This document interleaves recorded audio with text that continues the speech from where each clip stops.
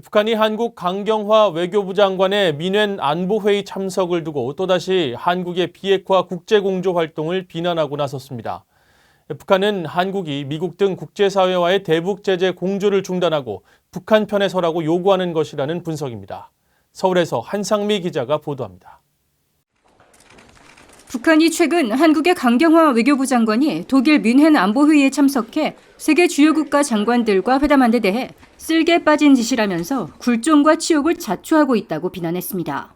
북한 대외선전 매체 조선의 오늘은 24일 이 같은 내용의 개인 필명의 글을 통해 한국이 한반도 평화 정착을 위해 국제사회의 지지를 구걸했다고 주장했습니다.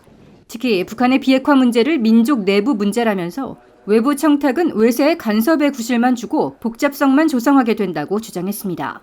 그러면서 한국에 대해 배신적인 처사, 대북 압살 전략의 하수인 등으로 비난하면서 한반도의 긴장 격화가 초래될 것이라고 위협했습니다.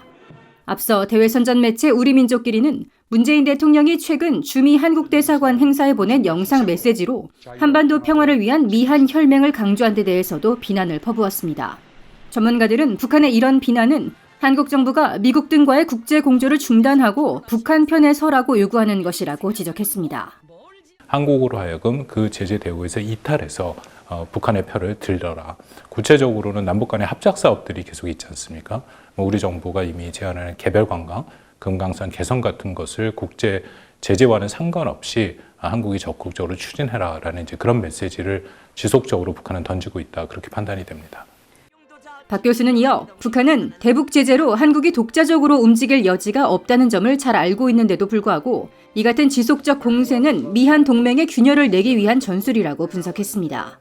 현재 미북 비핵화 협상 교착 국면 속에 대북 제재가 계속 유지되면 북한은 도발을 할 가능성이 크다는 분석도 나옵니다. 미북 대화 중단으로 인한 손실 상황을 벗어나기 위해 북한이 단계적 저강도 도발을 감행할 것이란 관측입니다. 지금으로선 여러 가지 이유로 예를 들어서 트럼프의 강경한 자세 또는 코로나 바이러스 유행 이런 요인 때문에 지금 북한이 자제하는 모습을 보이고 있지만 결국 궁극적으로는 연말이 되기 훨씬 이전에 아마 북한은 도발에 나설 가능성이 크다고 봅니다. 전문가들은 이 같은 북한의 의도에 한국 정부가 흔들려선 안 된다고 지적했습니다.